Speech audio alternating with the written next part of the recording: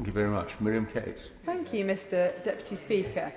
Can I congratulate my right honourable friend, the member for Harlow, for securing this debate and his excellent speech, and also the member for Twickenham, and I absolutely agree with her about the impact of school closure. And of course, the biggest challenge facing our children now is recovering from the pandemic. And of course, in the context of this debate, we're talking about lost learning, so reading, writing, maths. My right honourable friend has already spoken about the number of months, 6, 7, 8 months that some children are behind. But of course, it's a much wider issue than that for our children. They've lost social development, they've lost confidence. Many are struggling with anxiety that has been placed on them by adults over the course of the pandemic. And of course, they've been forced to spend so much time online, 6, 7 hours a day, often, of course, unaccompanied as they're doing work on their own. And we've seen, understandably, a rise in online harms, a very serious situation for many of our children. So there are huge challenges for our children at this point. But this debate is on the Department for Education spending, and so I know the Minister will be relieved that I will focus my remarks on educational recovery. And of course, as been mentioned already, the government's flagship programme for academic recovery is the National Tutoring Programme, which the plan is to deliver 100 million tutoring hours for 5 to 19-year-olds by 2024. And I'm pleased that it's a long-term strategy, acknowledging that we are not going to catch up overnight or even in 1 or 2 years. And I understand that in the first year of the programme, we've already launched 311,000 tutoring courses and hoping to offer access to up to 2 million more this year. So I very much support this approach in principle, because I have no doubt that tutoring works and does have the potential to turbocharge progress. So I've been both a classroom teacher and a private tutor, and I have to say the roles are extremely different. If you've got 30 year 8s in your chemistry class and you're trying to do a practical and you've got 30 Bunsen burners out, perhaps you've got some scalpels out as well, perhaps you've got some lads who want to start a fire in the bin when you're not looking. Your actions as the teacher, you are multitasking. You're obviously prioritising children's safety, you're trying to get them logistically to get the right equipment out, you're trying to keep to your lesson plan. Of course, you're making formal and informal assessments of what they know, what progress they're making, who isn't paying attention, who isn't understanding. But you're very much focusing on bringing the class along as a whole as much as you can. And of course, you don't have that much time to invest in individual students who may be struggling, and your ability to know what each student is struggling with at any particular moment is, of course, limited. But that is the role of a classroom teacher, and that is how it should be. But one-to-one tutoring is completely different. It's child-led. And a good tutor can quickly establish the child's areas of strengths and weaknesses, what they do, what they don't know. They can use intensive questioning to build a child's knowledge and confidence. It's especially good for children with low confidence who don't have the ability perhaps to contribute in a large class. So I have absolutely no doubt that a tutoring programme is a really positive way forward and could have some truly transformational results. And of course, it also would give the opportunities to disadvantaged children that many advantaged children have been using for many years. And actually tutoring, private tutoring, has become the staple of many middle-class educational aspirations. So I think the idea of being able to give disadvantaged children access to a truly transformational tool is a very, very positive development. So I absolutely applaud the government's decision to allocate resources to this, but I do agree we need to look very carefully at how it's spent, whether it's working, and if we are getting value for money. I think one of the issues is supply. I mean, it's not the case that there are hundreds of skilled tutors in every part of the country ready to deliver this scheme. Of course, if there were, we'd be in a completely different scenario, and we've got to hope that, if this programme is going to run for a number of years, those skills will become present, people will move into tutoring, and there will become the supply that there perhaps isn't now. And I think we need to be careful that tutoring is a skill. Teaching is a skill. It's not just the case that you've got A-level maths and therefore you can tutor somebody for GCSE maths. The skills of teaching, the way of assessing a child's knowledge, is not something that just anyone can do. We do need skilled and trained practitioners. It's not always the case as well, I think, for schools to look for external tutors. I think there are advantages in that. I think there are advantages, particularly for disadvantaged children, in meeting new adults and learning to form new relationships. But for many schools, the best thing will be to use internal providers and to train up existing staff. And so I welcome the, I think, £579 million for schools to develop localised school-led tutoring provision. I think that that's an excellent option for schools. I think we need to be careful about small schools who may not actually have the resource personnel-wise to allocate to that, but it's certainly a good development. But I do think there are very serious issues with Randstad. We've heard this on the Education Select Committee, and I think the government urgently needs to reassess their ability to deliver the National Tutoring Programme, because if this is going to be our flagship programme, if this is what we're relying on to deliver the results in terms of catching up academic education, then we have to be sure that it's working, that it's money well spent, and that in 4 or 5 years' time we can look back and see that it has achieved results. I think also we need to consider that some schools would prefer to have their catch-up funding as a lump sum for them to decide how best to spend it. They, of course, know what their children need best. And for many, there will be more pressing concerns than academic catch-up. And we know that from evidence in the committee, again, about the well-being and the mental health issues that many children are facing. There's some great practice out there. Horizon Community College in Barnsley, in my constituency, actually appeared on the local news last week. They set up a wellbeing centre. They've invited Mind, the charity, into the school. Children can drop into the wellbeing centre at any point. It's having a huge impact on the mental health of children in school. They very much welcome it. So there are some great examples of good practice out there, but it tends to be the bigger schools who've got the bigger budgets and therefore can be more flexible. But that's definitely something to learn from.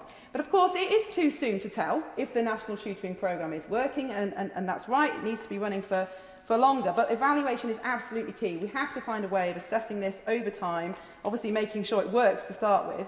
But if the outcomes are good, I would like to see tutoring become an established part of our education system. I think it's a brilliant opportunity to level up. And, of course, it's something that, there will be an element of trial and error to start with. But if we find a way of making this work, particularly for our most disadvantaged children, perhaps for those who show the most academic promise, as well as those who are struggling, I think it could become a very key part of our education strategy going forward. So I very much welcome it. I certainly will. Obviously, we're talking about catch-up and the big challenge across the nation of catching up, but would she agree that it's the vulnerability of young people, people are complete the contrast in the way that people have been affected, whether that be the youngster at home who didn't have access to the internet, didn't have access to the iPad. It's not a consistent catch-up programme for everybody, because some didn't have the tech, children with special educational needs, etc. And actually empowering local leaders in local schools to deliver that tailor-made solution is what it's all about. I thank the honourable gentleman, and he's absolutely right. I completely agree. And all children have been affected by the pandemic. And of course, certain demographics, certain ages have been affected more, but all children have suffered. So he's absolutely right. We need to give head teachers, particularly, the autonomy to decide how these budgets are spent in their schools to the best, in the best interests of their children. But I'll move on to the adult education budget. And we have had a chronic skills gap in this country for some time now. And in Stockbridge, in my constituency, I think the last census showed that fewer than 50% of adults have a level 3 skill or above. There are 1.3 million job vacancies in the UK, which shows that there must be a skills gap in our population. And in England, just 1 in 10 adults have a technical qualification. In Germany, that's 1 in 5. So we've clearly fallen behind many of our kind of developed nation competitors in terms of skills. So I really welcome the investment of £3.8 billion extra in further education and skills over this Parliament. It's very, very welcome development. £1.6 billion through the National Skills Fund, the lifelong learning entitlements. Really, really positive change of direction by this government that will have a huge impact on level A and adult skills. And I want to focus on a particular provider of adult education. In my constituency here we have Northern College, which is one of just 4 residential adult education colleges in the country. And it's in an amazingly inspirational setting in Wentworth Castle. I don't know why they built it near the motorway, it's a bit noisy, but it's a fantastic setting. The grounds are managed by the National Trust. Students have access to, I think, the best Italian staircase in Europe and the longest suspended ceiling. And it's just an amazing setting for adults who need a second chance at education for whatever reason. They offer short and long courses, GCSEs, A-levels, access courses, vocational qualifications, technical, higher education. And the residential element is so important for people who need to step out of the normal run of their lives, who perhaps don't live in supportive households, adults who need that space to develop their learning skills. So many of the adults at Northern College, and I've visited a number of times, have been in prison or they've been victims of domestic violence. And for all sorts of reasons, they need that intensive second chance in education. And the students themselves speak of the transformational impact that this residential education has had on their lives. And their outcomes are truly outstanding in terms of giving people good jobs that stay in work for the rest of their lives. So this is a very small aspect of our adult education provision. As I've said, there are only 4 in the entire country, but it's a really important one because there are some adults for whom they want to get another chance at education, they want to upskill. But if you're 35 and you've been in prison, is it really appropriate to go to your local further education college and sit with a load of 16-year-olds who have completely different life experience and priorities for you than you? So Northern College and the 3 other colleges across the country offer a very unique opportunity and a very successful one for people who need a second chance. And I have to mention the inspirational leadership of the principal, Yulton Meller, at Northern College, who has brought the college from strength to strength, and it is truly transforming lives. So I very much welcome the devolution of the adult education budget. I think that is a good step forward. And now Northern College is jointly funded by the West Yorkshire Combined Authorities and the South Yorkshire Combined Authority. And that is an understandable move. That's where the majority of students are drawn. But as a result of this devolution, the residential uplift, the element of the funding that enables the adults who need the residential support to be able to have it, is now under threat. And that is a problem because there is good evidence that shows that this period of intensive learning with the counselling support, the study skills support for these adults can be life-changing. And it's also the case that Northern College is a national provider and not just a local institution. So there should be some sort of understanding that this residential uplift needs to continue. Now, Minister Burghardt is due to meet with me and the principal shortly to talk about this. But can I ask ministers urgently to take a decision on this uplift, so that Northern College and the other 3 can continue to be an important part of our national education strategy. I know it's small, but it is a key provision for many adults who otherwise just would not have the access and the opportunity and the success in learning, both academically and in terms of skills. I just want to make 2 broader points about education spending. I think firstly we have to recognise the limits of our education system and what it can achieve. And I think we often think that any issues or policies around children have to be fixed by our education system, and particularly schools. And certainly the social demands on schools have increased in recent years, and it's not just post-pandemic when children have regressed in terms of basic skills, but even before then, increased reports of children coming to school not potty trained, increased incidences of parents not being able to cope and needing the school support. And we particularly saw that at the beginning of the pandemic when we realised how many families were completely reliant on schools, not just for the academic provision, but for the surrounding services that schools provide. I certainly will. Yeah, I thank my old friend Bing Wei. She's making a very powerful speech. She talks about how important the tutoring programme could be if it works right. Does she not agree with me that as much attention needs to be paid to the tuition catch-up, but also mental health and well-being catch-up? Because as we know, mental health referrals amongst young children, and I highlighted a little bit in the speech, have gone up enormously since lockdown. I thank my right honourable friend, and I absolutely agree with him. If children aren't in an emotional and mental state to be able to learn, all the tutoring in the world won't get them to the place where they need to be. He's absolutely right. And we do have this crisis in child mental health, and I think lockdown has been one of the reasons for that. But there are other reasons for that, and I think we shouldn't fool ourselves that any amount of catch-up spending is going to solve this crisis in mental health. For years we've had... I certainly will.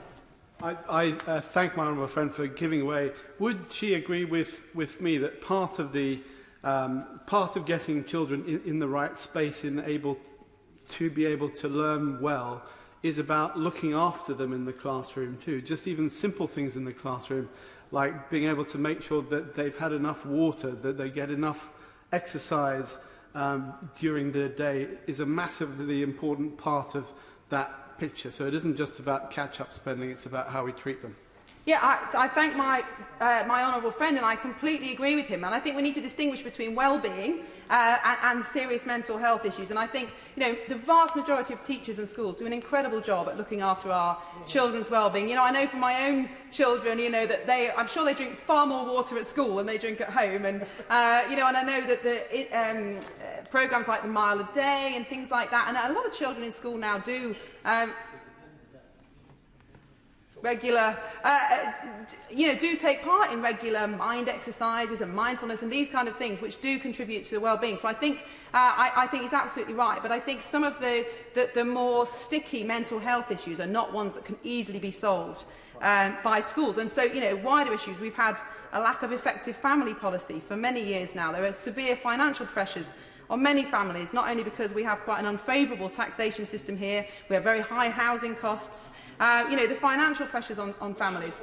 I certainly will. I'm sure that she will agree with me that education is the answer to nearly every problem, including the impact on our local economy. In Teesside, we've got a fantastic news report, 18,000 jobs, and now, thanks to devolved funding through the Combined Authority, hopefully the Teesside Mayor is able to generate those skills amongst local people so we can take on those great jobs.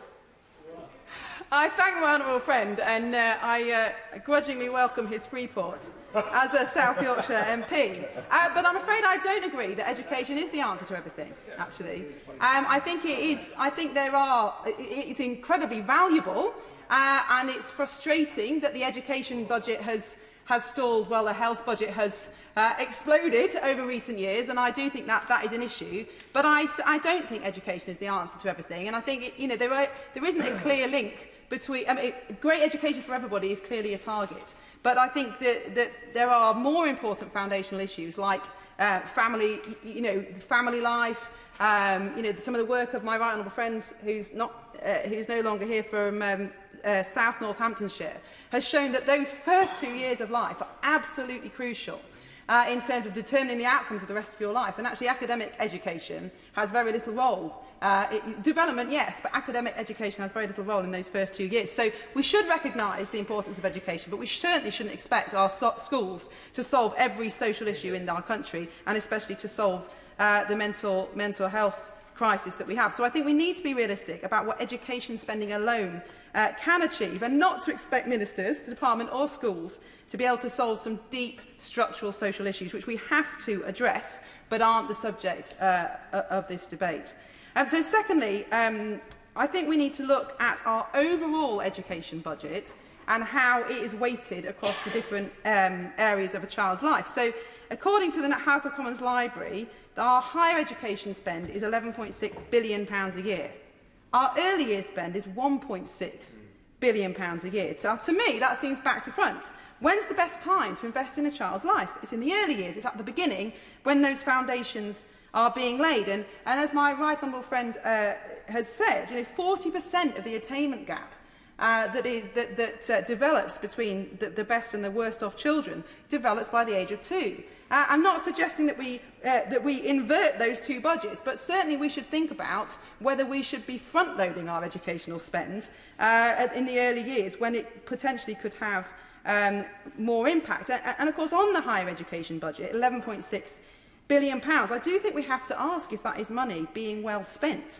50% of our young people now go to university, but after 5 years, 5 years after graduation, 30 to 50% of graduates are in non-graduate jobs. 77% never earn enough to repay their student loans. So I do welcome the recent reforms to make it fairer, higher education spending fairer to the taxpayer and fairer to students. But I do think we need to go further, because this cost to the taxpayer of £11.6 billion, and I think it's actually more when you add in the local authority contributions, only half of our young people are actually seeing the benefit of that enormous taxpayer spending. And I think we should be asking, should we distribute that £11.6 billion or more fairly?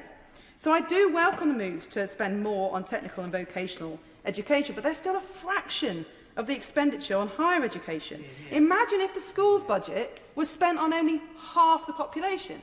That would be a deep inequality. Well, that is what's happening in our higher education budget. Now, many of our universities are phenomenal assets for this country. World-leading assets, they really are. But we have to ask if the massive expansion we've seen in the sector over recent years is helpful either to individuals or to society. And I certainly can't find any evidence of increased social mobility as a result of the massive increase in higher education spending. So I really welcome the direction that this government is moving in terms of raising the priority, raising the status, raising the budget of vocational and technical education. I think it's very important, but we have to go far.